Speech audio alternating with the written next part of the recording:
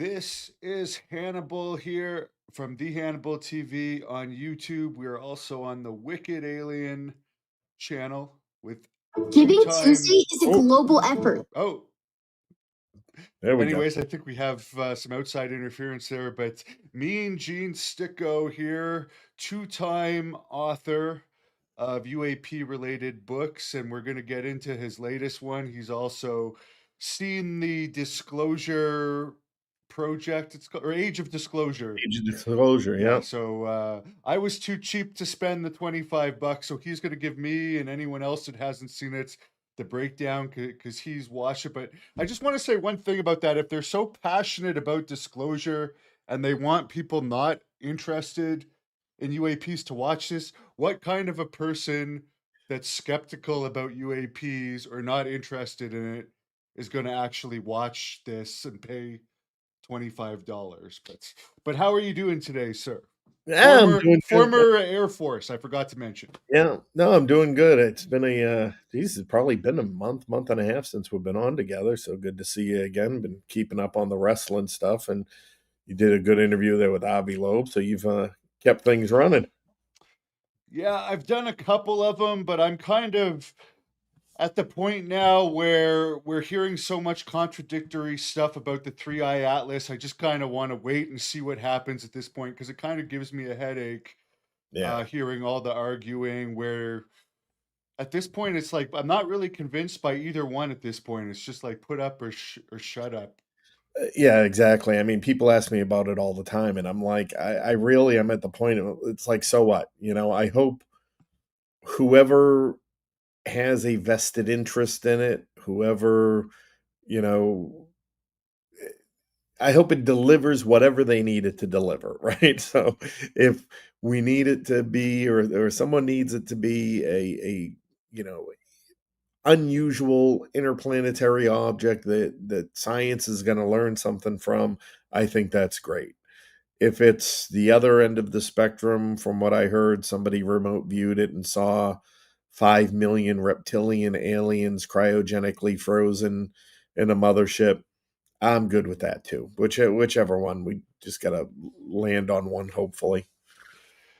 Yeah, I'm actually hoping myself it's more on the NASA end that it's a regular comet because I don't want to be spot. I don't see anything good that could eventually come out of us getting spied on. We hear people talking about that dark forest concept that if you're in a dark forest, you don't necessarily want to be noticed Yeah. coming out of it because it could be a bad thing.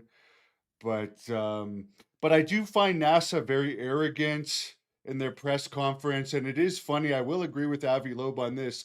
The picture that they waited something like 8 weeks to hold wasn't even that good, and I don't believe that that was the best picture that they have. Yeah. I mean, it just, and again, it just feeds into all the criticism of, not just NASA as an agency, but yeah, the transition that, well, now it's a spy agency. Well, it feeds into the, do they do stuff just to keep, this UAP narrative, UFO narrative alive that really isn't, is just a cover up for other advanced technology and things like that. So yeah, they didn't do anybody or themselves any favors with that photo. I mean, it was really disappointing. And then we've had people like Paul Hellyer, former defense minister of Canada, and Edgar Mitchell say that NASA knows a lot more about what's going on. But if they are a spy agency, they wouldn't be legally allowed to tell us, anyways, right? They would be telling us a different story. Well, exactly. I mean, I guess that sort of leads into the whole age of disclosure and both the content itself and the outcome of it, or the review, the many reviews. And like everything Hannibal, half the people love it and take it for what it is, and the other half think it's a psyop. And where do you stand on it? Or and it could be a bit of both as well. From the research I've been doing, it seems like definitely there have been cases where various branches of governments have pretended to be extraterrestrials, not necessarily to us, but to other countries who have at least planned it. So at various points, there could have been psyops according to various documentation that has come Yeah. out over the years. I mean, I think like everything, the truth's always somewhere in the middle, right? The facts are skewed on either side. Is it a pure psyop? I don't see it that way. I don't see it necessarily as that while there are psyop elements you can relate to, it's kind of a overuse and overgeneralization of the term. So what's my review of it? Listen, I think it's number one, it is it wasn't made for the community. It wasn't made for everybody who already believes and already knows the, in-depth histories and have lived through this on a day-to-day basis, right? This is for the general public. This is I would look at it on the one hand as just sort of being a timestamp and a consolidation of all of those government positions, right? So if you look at, the psyop aspect of it, yes, definitely, it even says it in the disclaimers at the beginning, right? These people are talking about the things that they can talk about. They're talking about the aspects of this issue that essentially the government has said, yes, go ahead and talk about it. So, it comes down to, has the government approved this narrative and the things that everybody has said because they're trying to conduct the psyop to protect something else? Or is it part of this managed, narrative control disclosure, as I like to call it, transition by design, that they are just, it is part of the step that's allowing everything to go down that path. Yes, Oh, many people are talking about that. Like, is this actually controlled disclosure? Because there's so many government people involved in the production of this. Is this part of the government's plan of disclosure? And what do you think about the producer going on all these shows saying that he believes that Trump is planning on making some type of response to the movie? I don't actually know if the demand from the public is that big where he's going to have to make a response on it so far, but that's what the producer's kind of hinting at. There might be some type of statement. yeah, and I don't, again, I don't think it necessarily has to be that big with the public. It is a stepping stone in the process, right? So, what people call disclosed or controlled disclosure, I've said as a term of art in the intelligence community, that is a term of art. It's a thing that you do, controlled disclosure. That has become saturated because of the information age that we live in, and the videos and communication and all of those reasons. They can't control that narrative anymore. And that's why I've been pushing the phrase out, transition by design. They now have to walk a path that takes logical steps. So, does it need to win an Academy Award? Does it need to be the number one bestseller? I saw somebody be like, oh, well, it's number 48 on Amazon, if you want it to be monumental. No, it doesn't necessarily have to be. It just has to have a place in the historical record. And so you have, prior to this, the rolling out of the people who worked in the programs, your Lou Elizanos and Jay Strattons and everybody else, who have come out and talked about it. You have the legislative branch, your Marco Rubio's formerly as a senator, now sitting as, acting national security advisor and secretary of state. We've had Tulsi Gabbard, we've had J.D. Vance, we've, to some degree, on the campaign trail at least, you had Trump talking about it. You've had, Bush Jr., Clinton, and Obama saying things about it. But again, it's not official. until it comes from the person sitting in the chair in the Oval Office on what exactly the government policy and position is. So all of those things, the the transition of NASA to an extent, the willingness of agencies to begin talking more about it. You saw not too long ago the FBI put out their directive about, government employees reporting UAP through the system that they have. So you see this institutional integration of the UAP issue. We're starting to see our allies, UK, Brazil, Canada to an extent.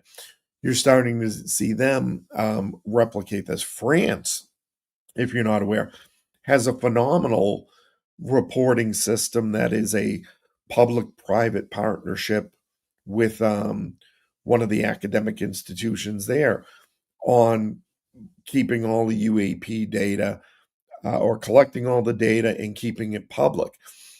So, this looks more like a coordinated transition and a coordinated rollout of what exactly, this is all about, which then begins to open the doors for an Oval Office type action. And so, yeah, I don't think, as I said, it needs to be, the number one Amazon Prime film. But what can happen, and my assessment, the logical next step, if Trump wants to do something, is to form a presidential commission. And it's the only really politically expedient and frankly responsible way to respond to it. So he can come out and say, okay, we've got the House, we've got the Senate. They can't come to terms and agreements on this. We've got the public asking questions about it. We have, mistrust in the government. And, he's been trying to position the administration as, champions of transparency overall. So the responsible thing to do would say, I'm going to form a bipartisan commission. And, perhaps it's some of these, the House members that sit on it, perhaps some of the whistleblowers. And certainly he brings in people from the academic community who can then sit down and say, okay, what are the exact barriers that we have when it comes to oversight? What is the public information that we have and have already declassified? What can we still declassify that adds to that? And he can also address the whistleblower protections. And the commission itself couldn't enact whistleblower protections, but then it goes back to Congress to say, as a result of this, here are the things that are recommended. And so that begins to push through some of the challenges you have, like from Mike Rounds and people who are somewhat funded by, what I started calling the UAP industrial complex, who might be the roadblocks to that. I think the commission opens the door to it. The findings from that commission then allow this Oval Office speech to say, hey, it's not just me as president, da da da. These are the findings of the commission, and the commissions have found, yes or no, this is what we've got. Now I understand in this, I think it's Eric Davis said that there was two types of non-human intelligence we're aware of. In the past, he has said there were three, but what kind of detail did they go into about what they know about the types of NHI in this movie? Not a whole lot, and that's why I say I think they tried to keep they tried to stay within some guardrails, right? Because again, we're not the audience for it. So it was very much around the issue, how Lou, Jay Stratton, and others, got involved in it, the concerns, the safety aspects, the just the general right of the public to know, and oversight, and all of that. And it was well supported by the statements that everybody they interviewed made. And so they went through not just that we have it, we're not alone. They touched on the biologics. They focused a bit, more on Grush's testimony, but they didn't. I think it was Davis that went. He talked a little bit more about the types of alien civilizations, but they just touched on it. I mean, again, I think it was a very smart film, in the sense that, even if you so long as you're just not a no, this isn't real, total debunker, totally against it. But I think for the average person who's like, okay, I'm open minded to this, what have you got? I think what they presented was realistic and reasonable enough, and they structured their statements and arguments in that way that it wasn't going to turn somebody off suddenly, because, like, oh, now they're up. Listen, there's even a lot of it that turns me off when people start going down certain roads where it's like, you know, again, I don't discount it, but let's just keep our arms around the things we can keep our arms around right now, right? Let's not try to force everybody to think, or to assess this, drink through a fire hose, as they say. And I think within the community, that's part of the problem, right? Everybody wants everyone to drink through the water hose, ram it all down your throat. Everything in every aspect of this, and everything everybody says about it is real and 100%.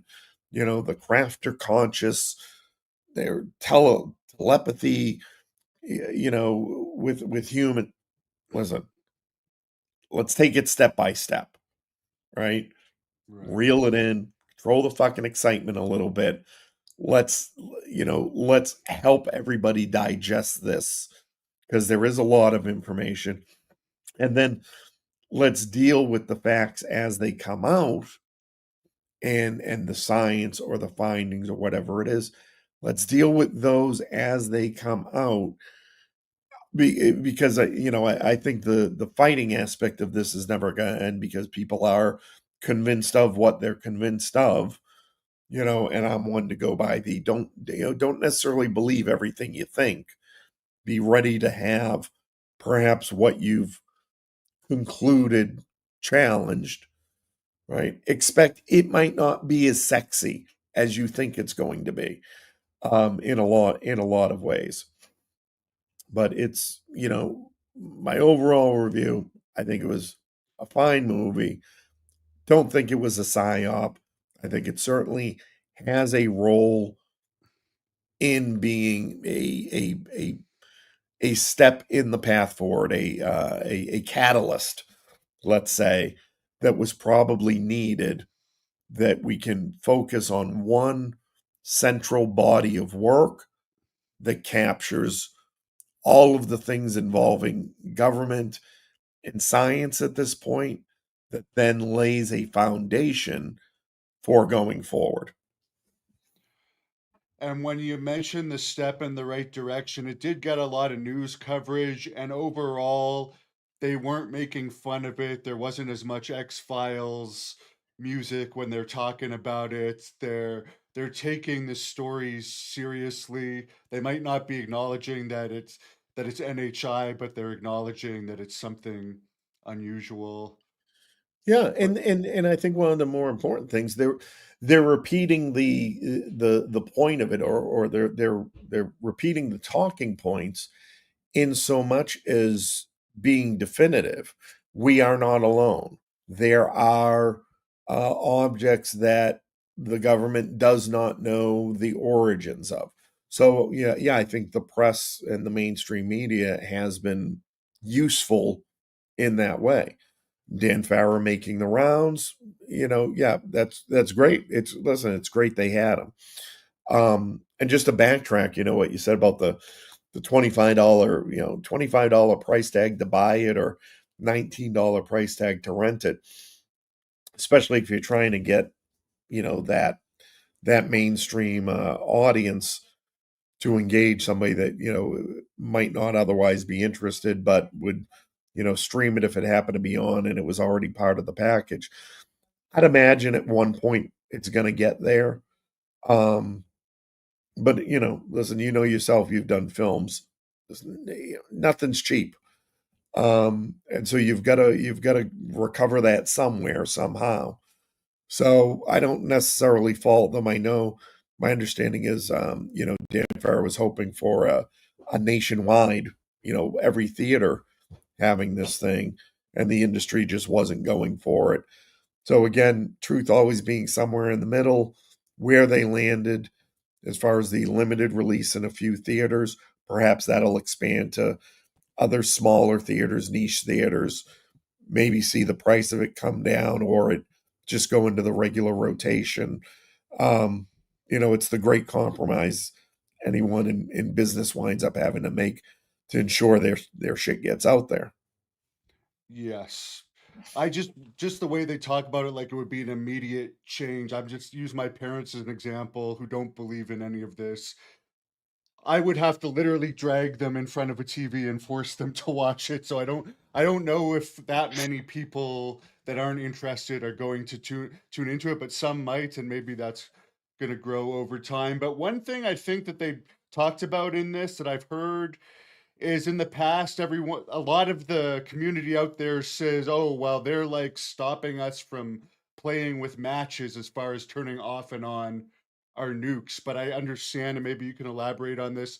In the movie they tell a different story, that no, this wasn't a good thing when they turned off and on our nukes. Could you explain what they discussed? Yeah, so they gave a couple, they talked about in the Russia instance that the countdown was initiated and Russia wasn't able to stop that countdown.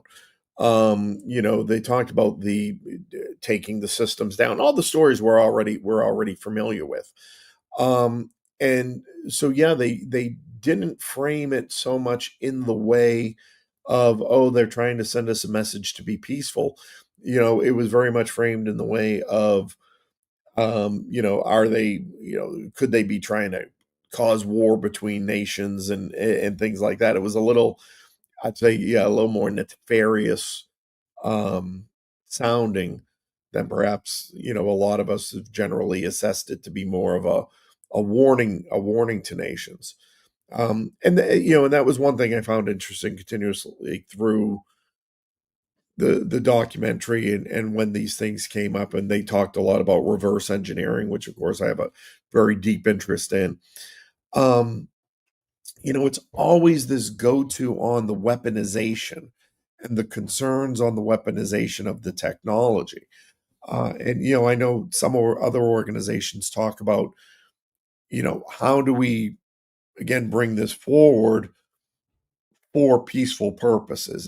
Does it need to be rolled into the UN space accords and for the peaceful use of outer space? Though we're probably far beyond that.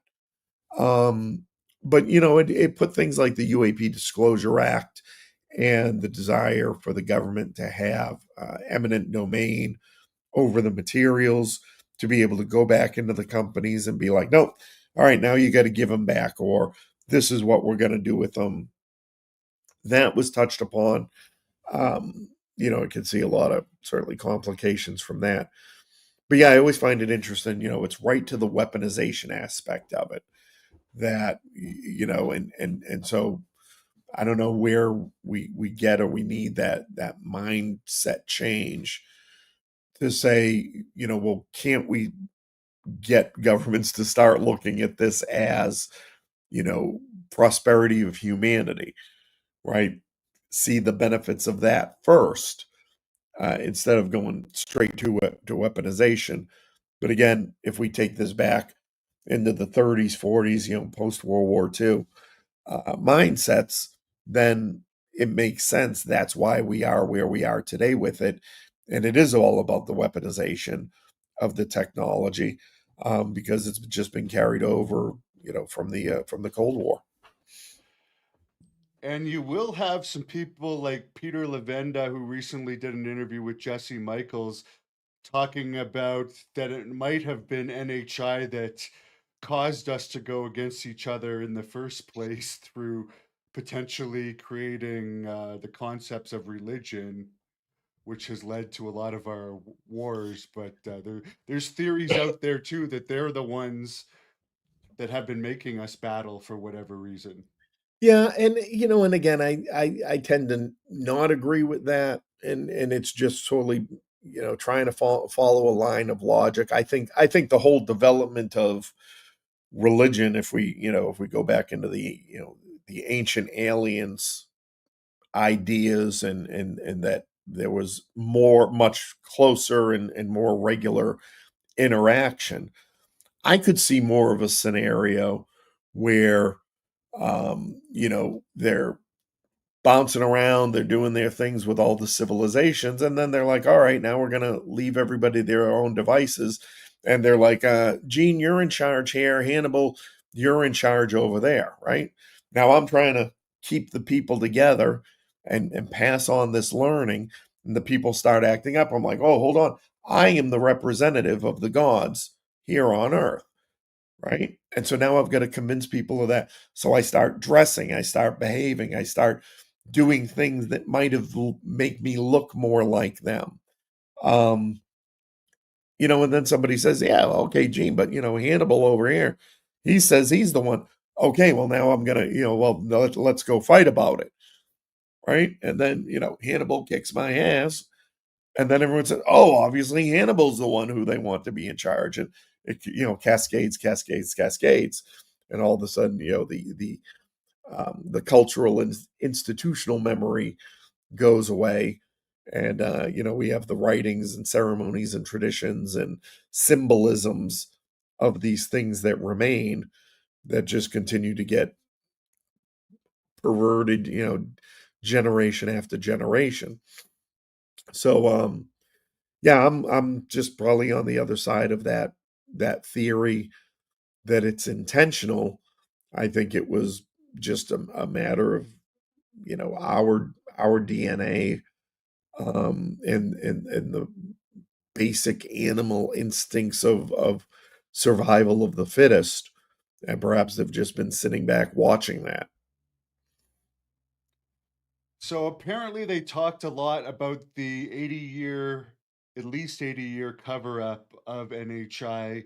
Could you go into what they discussed related to the cover up and how, which is the big question that a lot of people have a hard time grasping, how has every country in the world that can't agree on anything, how have they agreed to keep this a secret? That's a big thing that a lot of people don't understand.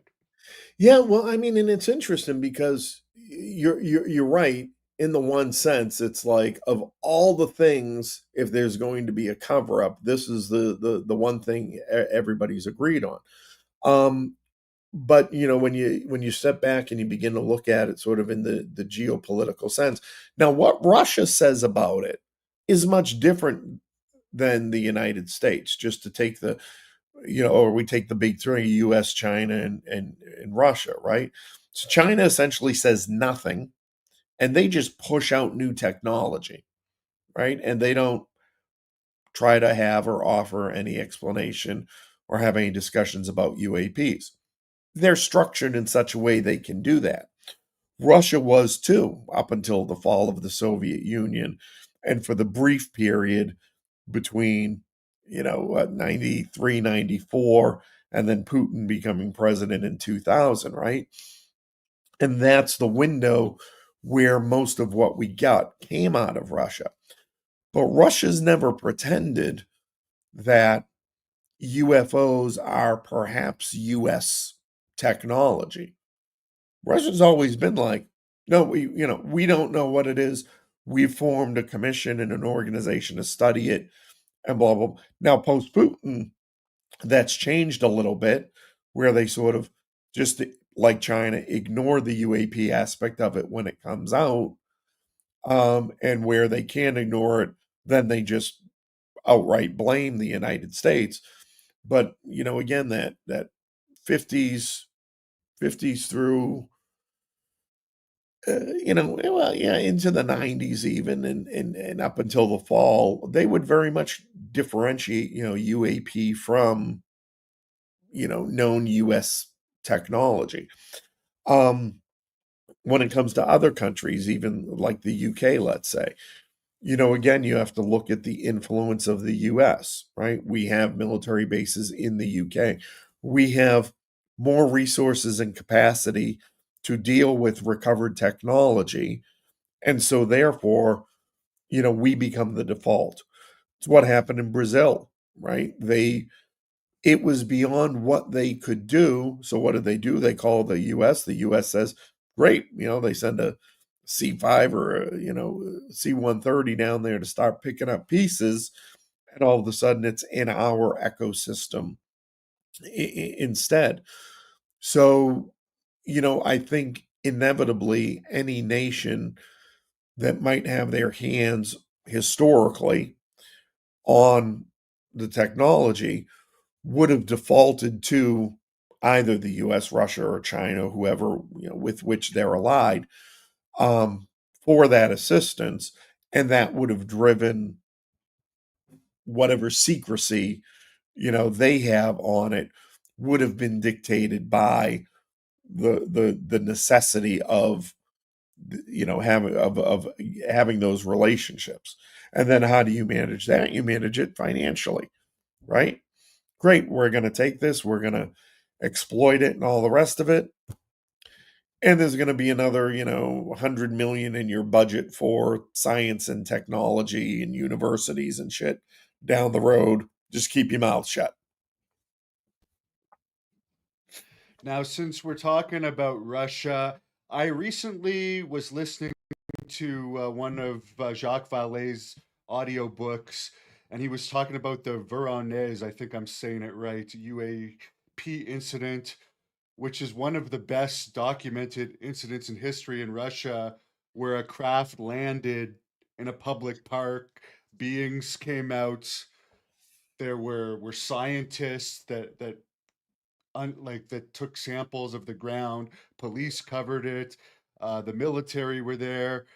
I believe it happened in 1989. Yeah. So just before the cell phone era.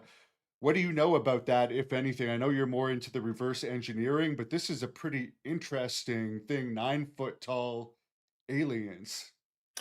Yeah, and again, it's very well documented, and the documents that have come out of the from that period, the former KGB files and all that, are very detailed. And again, these are credible people, right? They're military officers, they're scientists, um, and contextually in the period, it would certainly, you as an average person, never mind, a government employee, someone who had one of those nice cushy government Soviet era jobs, you are not going to risk that to just make some stuff up. Um and again, there you can play devil's advocate on myself. The disinformation aspect of it, could it have been some other technology landed there and they said, okay, everybody, no, it's so they crashed some sort of test object and they told everybody, no, everybody write a statement now about UFOs and this and that. Excuse me. Yes, it's possible. But again, you know, when you read these things, particularly, in the native languages, they don't come across as contrived. I mean, I've read enough witness statements in my past life and my career that you can tell when somebody's struggling to make up a story in writing as it goes along. Um, and you can tell when there's corroboration, before they start taking statements of things that people say in the areas. In a particular section of it, let's say everybody says something the exact same way or even just close enough. I mean, there's just a you can just tell those things, and none of that comes across in those witness statements that it would fall like that. Very interesting. As far as what they talked about in the movie, The Age of Disclosure, with your, in regards to your area of expertise, reverse engineering, is there anything that stood out to you?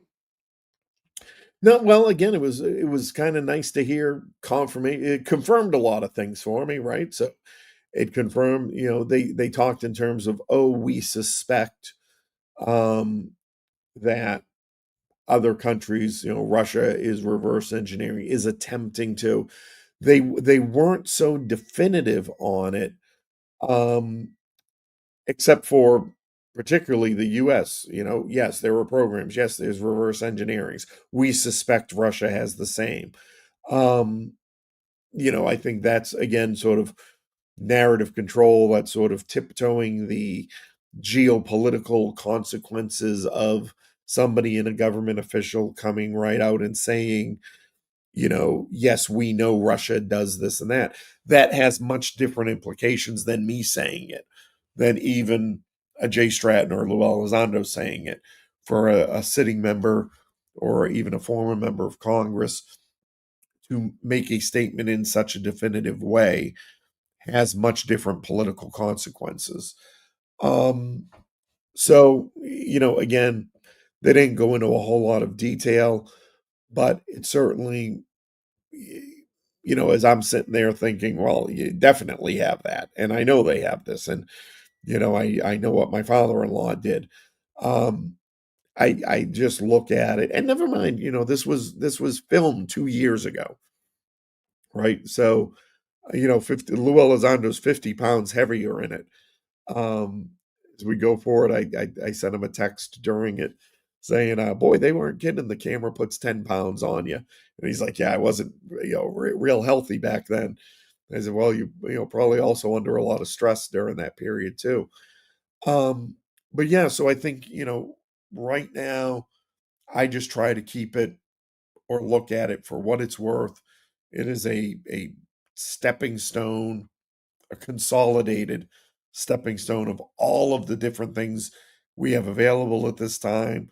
They've packaged it up in the hopefully for the purpose of this going forward.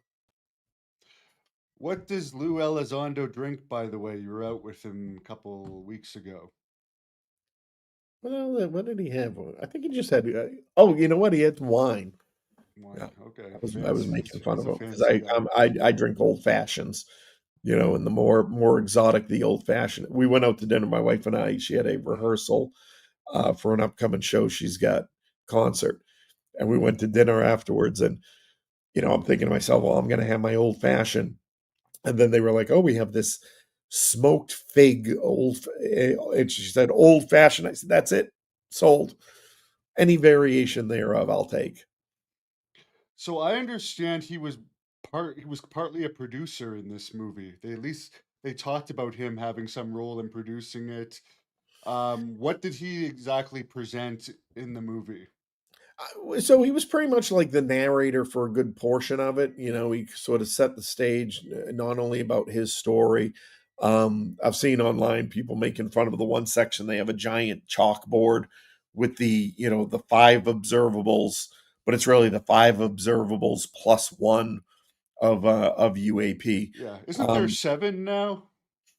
I I don't know think if they they've may have added even added the seventh. The sixth one though was really about the biological impact on people who've spent time with it. So there are some new faces that appear in the show or in the documentary, and particularly around this issue of people who have spent time close to these UFOs, having radiation burn, cancers, real physical impacts. to their lives. So it was a short part of it, but I think it was also an impactful part of it. Um, and it made me think a lot too about the CE5 people and the dog whistle guy and everybody that wants to kind of call them down. Um, and thinking to myself, oh yeah, you're going to call them down, you're going to wind up with radiation burns or some sort of weird cancer or some shit because of it. And I even, and it makes sense because I even related to my military experience. Every couple of years, I'll get updates through the VA about, Those are uh, the five observables, by the way. To the Stars hasn't updated yep, theirs yet, just so people know. yeah. So, you have those, then we're, written out on a chalkboard and he kind of underlines them as he goes through each one. And then he has the sixth one, this, the biological effects that's added to it. Um, he talks about somewhat, I guess, I'm seeing it's becoming controversial. He talks about information that he had that there was a discussion among some group of 27 about whether he should be killed, him and Jay Stratton, or, should be assassinated. He doesn't go into much detail about it. They talk about the offices that might have been involved, but they frame the cover up as belonging to this legacy program. So I'm thinking maybe that's the new name of is it the Majestic 12 or whatever it might be. But essentially, this apparatus within government, who are the ones who really maintain the progress and continuity of UAP research and interactions, whatever it is that they're doing in that, and controlling the narrative. And it's allegedly headed up by the CIA with the Department of Energy and the Air Force as the sub organizations to it. And it's within this legacy program where the deepest, darkest secrets are kept.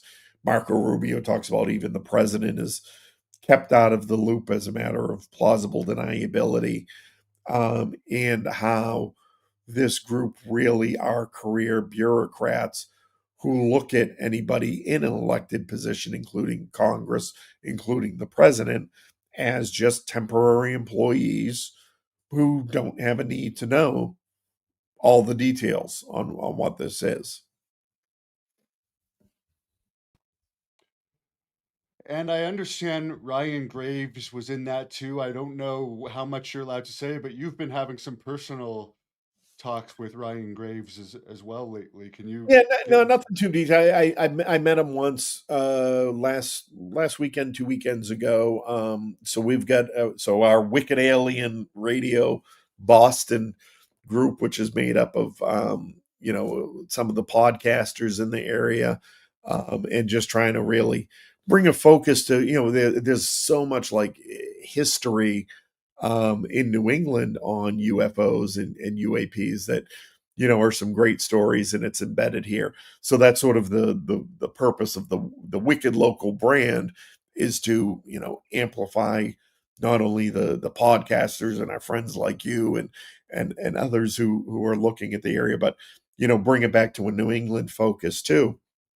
And so we have a meetup group, and Ryan joined us for the meetup group. So spent a couple of hours with him and the folks who came out, and really just got. So we didn't go really into too much detail about anything.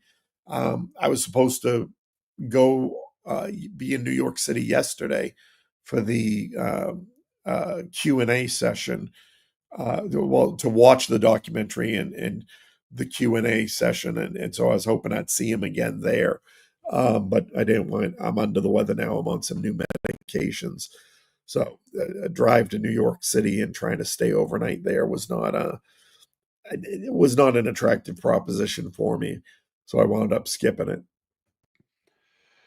As far as the movie, how did it compare to like Stephen Greer's documentaries?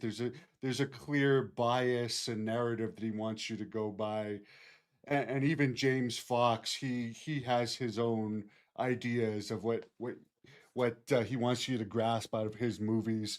Was this more neutral, and here's the information, make your own decisions, or was it pushing you to buy something or to accept a particular narrative? Yeah, I can't. And I've seen some chatter about that, and again, in the context of is it a psyop? So if there's a message to come out of it, the message is there are UAPs, there are UFOs, there are NHI. These things are real, they exist. They're interacting with us. We don't know what it is. So, if that's a psyop, that's, if there is a narrative that's being pushed, that's purely the narrative that I could really take out of it.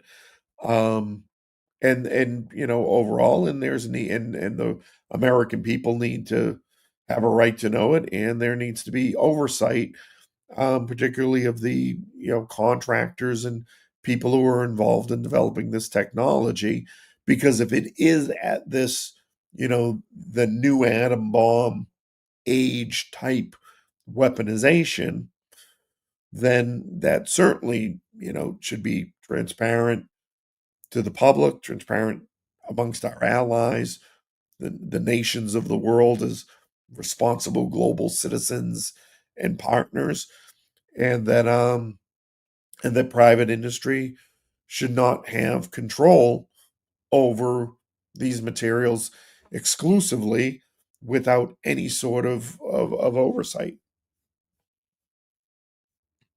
And that is fair, and that is interesting, and that's what I'm interested in. So it's good to know. And I like your points about the people that are saying that they're summoning these things, and there is harmful effects, like the famous story of the guy shining a spotlight at a UAP, and then it shines something down and blinds him. Yeah, I mean, that's what I'm saying. It's like, if if there is, if we, and I've gone through this, I've thought on it so many times, um about this idea. So does the government truly not know? Do they know that none of it's a threat? Do they know some of it's a threat but they can't differentiate? um Again, the truth is probably somewhere in the middle. There's probably some combination of it. But, as far as, yeah, the average Joe trying to be like, hey, come down here and land and let's have a talk.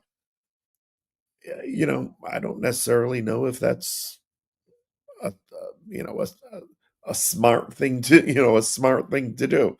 Because I also say, if the aliens have a message for humanity, and they can do things telepathically, then I'm sure they would figure out exactly who these messages need to go to and who needs to be talked to get it out to the widest population possible, and not just, the random potato farmer in, southern Ukraine somewhere.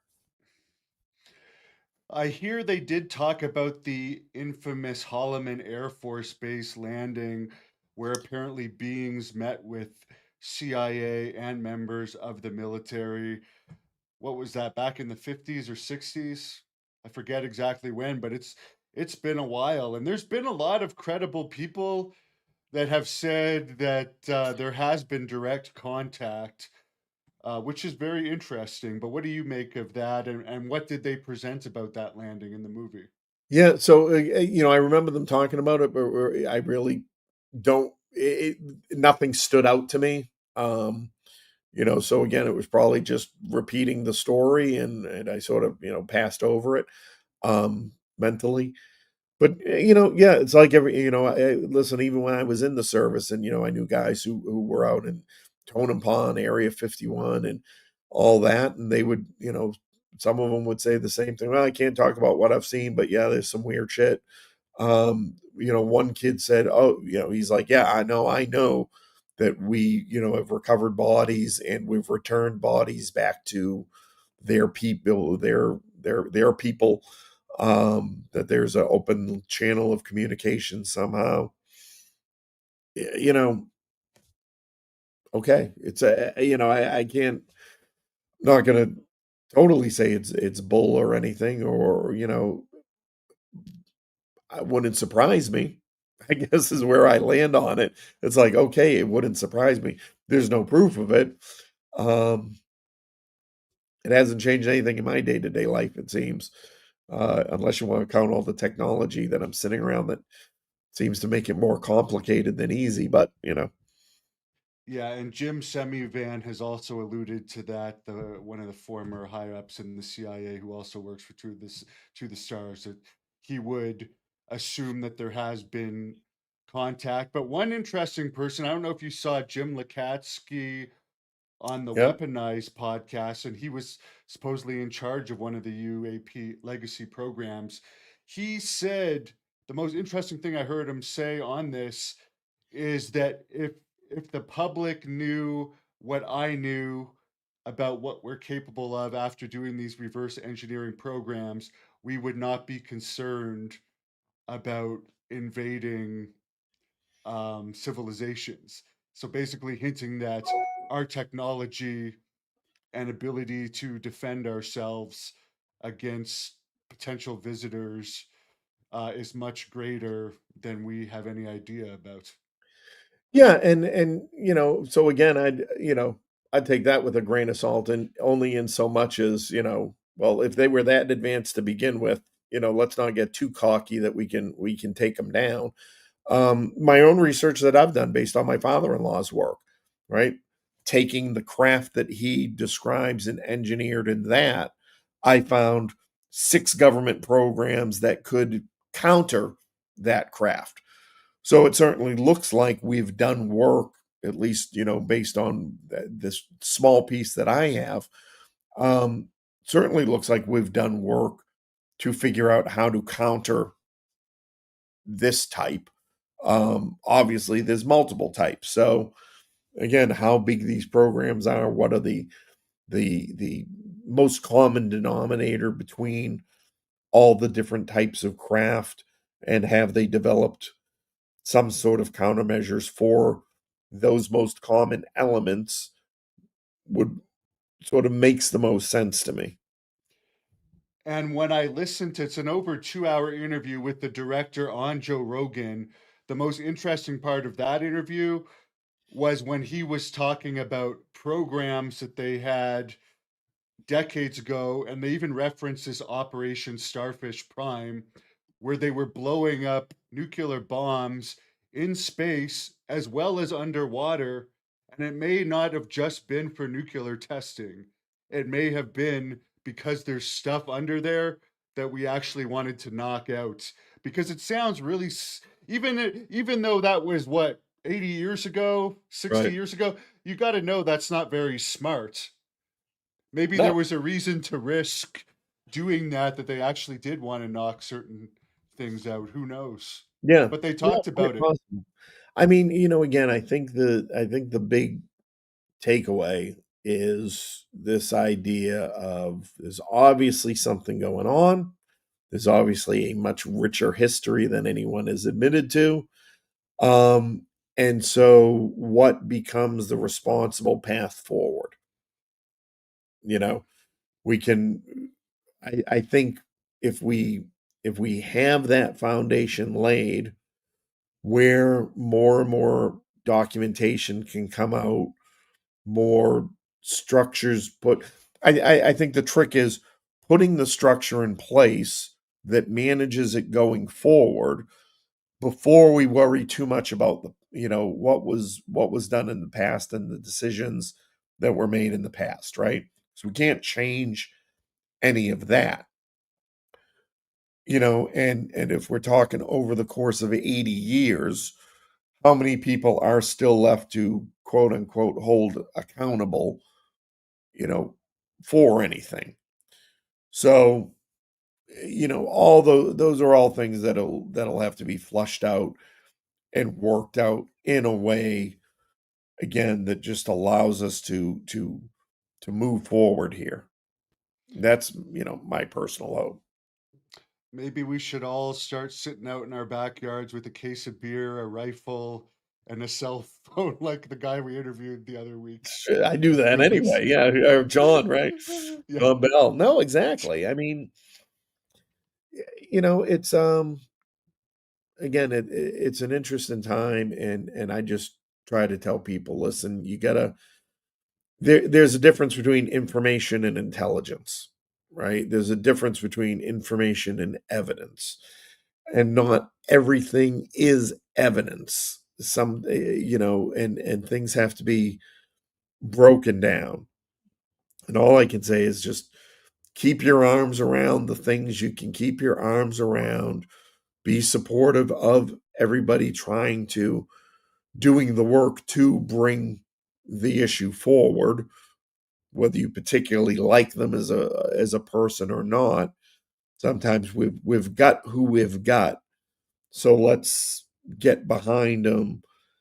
And instead of being demanding, let's try to find the things that allow quick wins, that allow easy wins, right? And it's somewhat what I push forward, the work and the things that I have.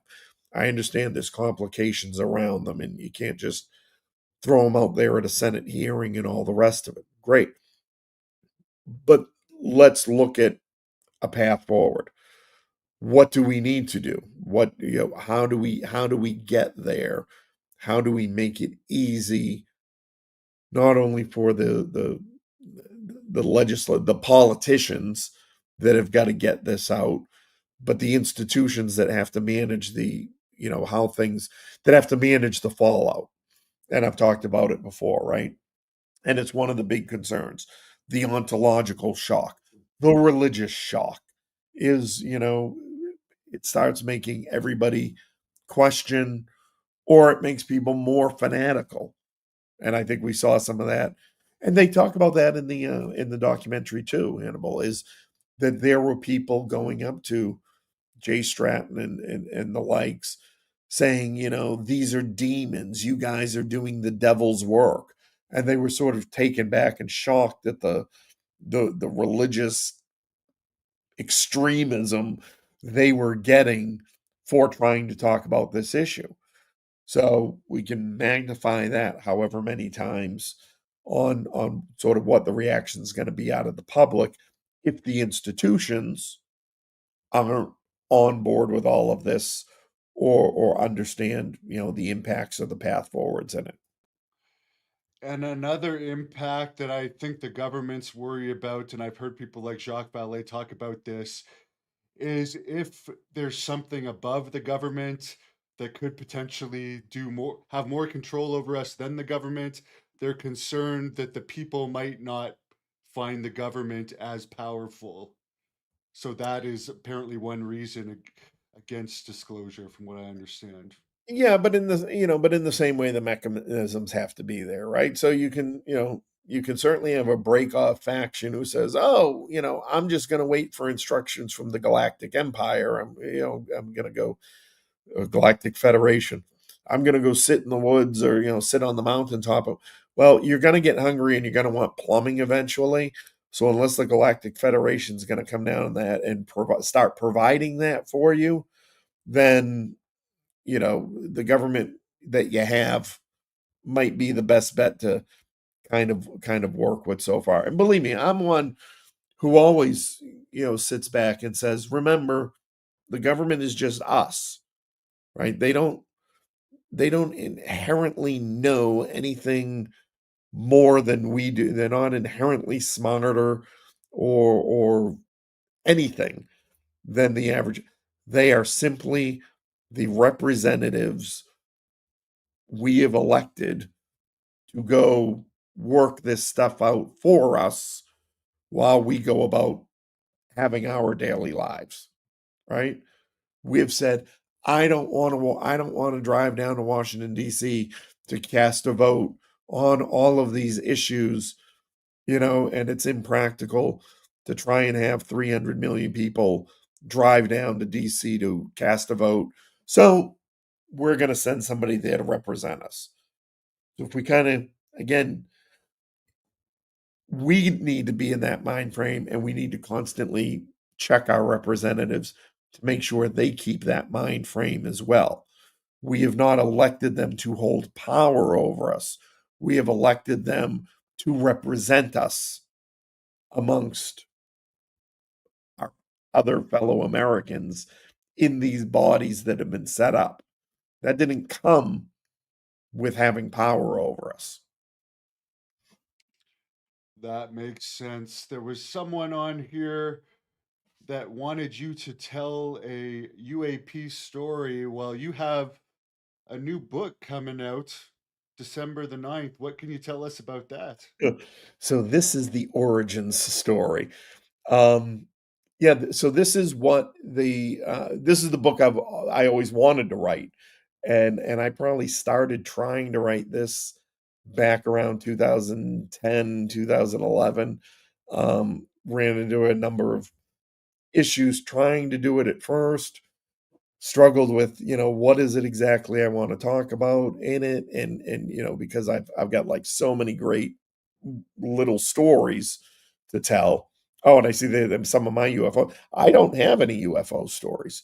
I mean, this dropped on me because my father-in-law sent me his UFO reverse engineering work, and that's my story. But this book, Unconventional, is the exposing how big oil works within the national security apparatus, within the cooperative arrangements with governments and intelligence agencies and the military, how we all work together so that when you're standing there at the gas pump pumping in your gas, so you don't have to think about all the really bad shit that went into getting that to happen. And so it's about 400 pages. It covers not only everything from a high level, but I talk about my individual experiences, um, uh, hurricane, in Europe, and Russian mafia and black market fuels, Hurricane Katrina and Rita in 2005, the impacts that had and the operations behind that.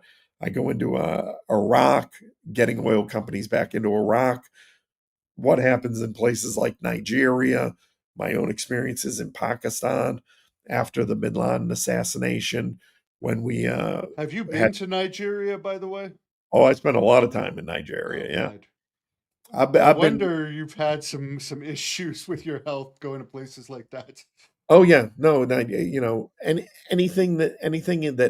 any place that ends in stan, outside of the only place I haven't been is actually Afghanistan. But Kazakhstan, Tajikistan, Uzbekistan, Papua New Guinea, Indonesia, Singapore, Australia. I was in for almost 4 months. Iraq, Libya, most of North Africa, um, Africa itself, a lot of time in Nigeria, Kenya, Cote d'Ivoire, Madagascar. So That's when you were in the Air Force?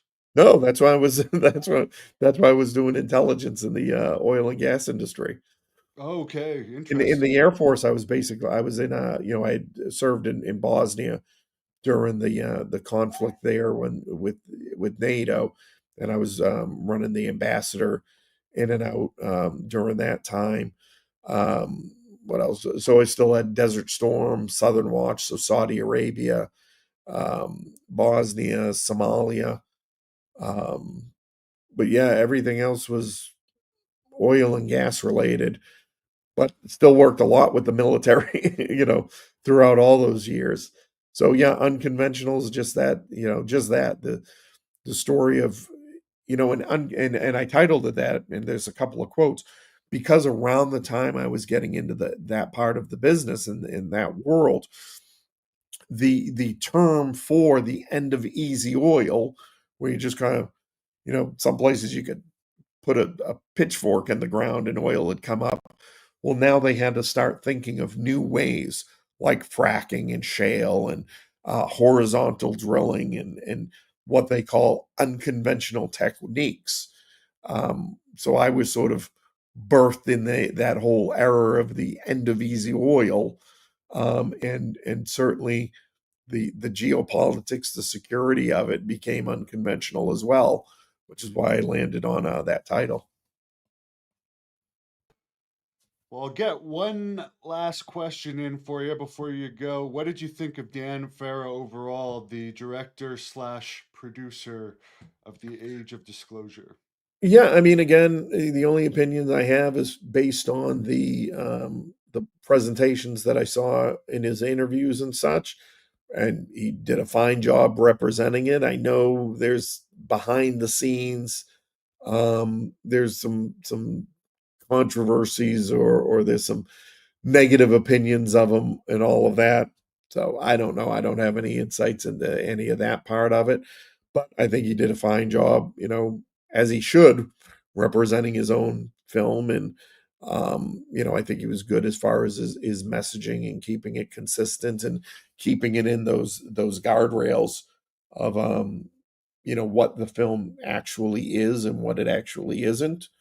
And, we'll just see going forward how what kind of voice, if any, he becomes in all of this. And there's always going to be negative stuff coming out when you have a big movie like that getting a lot of publicity. You're going to get haters, even if you're the best of people. I don't know much about him, but I did enjoy his podcast with Joe Rogan. I sat there Yeah. for the 2 hours and 6 minutes and found it very interesting. And hopefully, more and more information is going to come out, and we'll keep you updated here. But I'll let Mean Gene close this off for us. Make No, sure you thanks. give us a like on whatever platform you're watching this. Yeah, absolutely. We try to push this out there, make as many people can see it. Hannibal, thank you as always. Appreciate everything you do and keeping things running. And yeah, like I said, I think personally, I think it's worth the rent.